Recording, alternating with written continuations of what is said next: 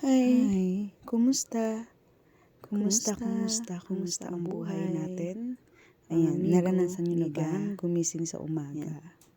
Naranasan nyo ba na hindi kayo makatulog? At sa madaling araw dapat ikaw ay magpaantok, gigising ka, babangon ka para hindi mo alam kung magpapaantok ka o lalo mong gigisingin ang iyong diwa. Dahil dumadating minsan sa buhay natin na sa dami ng problema,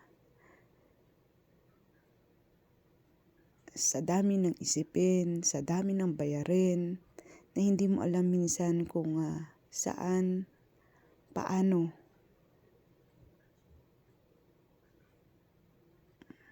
Paano na naman ang bukas? Na-survive mo ang araw na ito, bukas, may mga tanong na masusurvive mo pa kaya? Sino ang nakaka-relate sa ganitong sitwasyon? Dumadating minsan na panghihinaan ka ng loob.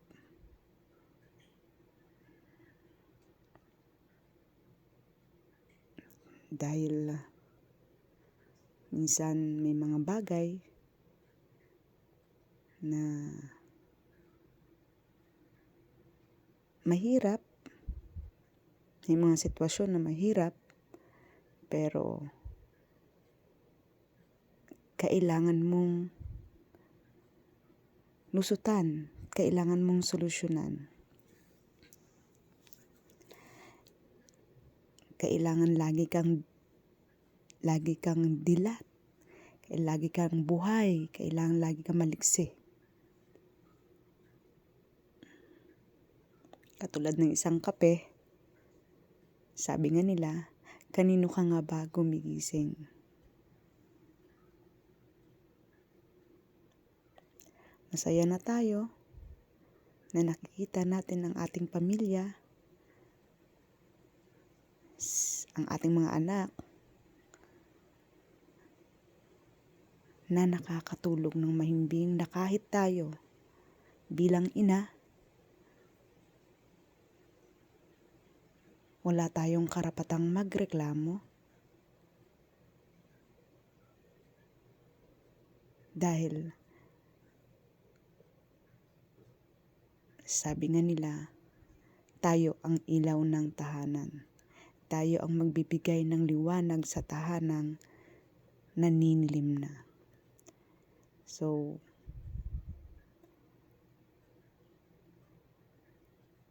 katulad ng isang kape, habang dumadami ang gaano karami ang iyong tinimpla, lalong tumatapang. So, ganun din po sa buhay natin. Habang tayo araw-araw na sinusubok ng maraming problema, lalo tayong tumatapang sa pagsubok sa buhay. Bilang isang ina, at sa lahat ng ina, mabuhay po tayo.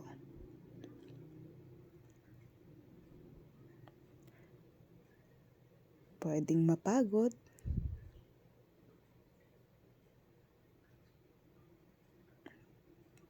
pwedeng magreklamo, pero hindi pwedeng sumuko. Katulad ko na isang babae, isang negosyante,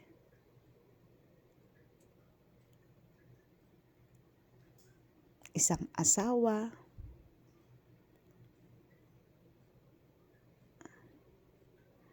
at higit sa lahat, isang ina. Sa lahat ng ina na gumigising sa madaling araw dahil sa dami ng pagsubok,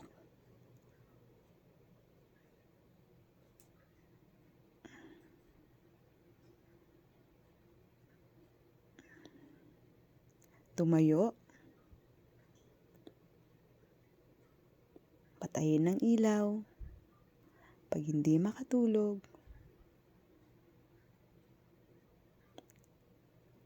ang importante, lagi kong sinasabi, mahirap man ang buhay, ang importante, buhay. Tara, matulog na tayo. Good night!